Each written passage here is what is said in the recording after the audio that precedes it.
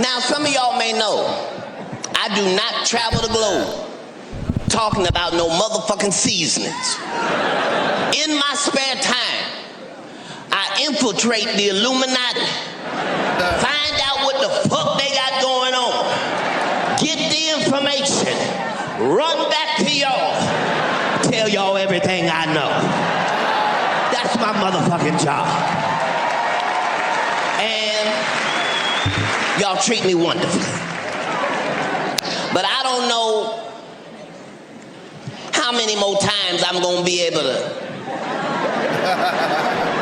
sneak in there.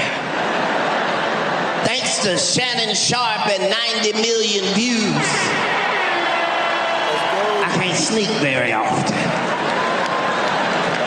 So while I was in there this last time,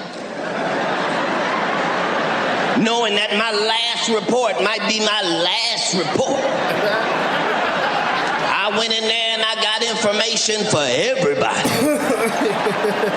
Information I got for everybody. Look at my white friends. Us too? That's right, white secrets. Okay, so because of the climate and the temperature of, God damn it, shoelaces. That's the only thing about being short.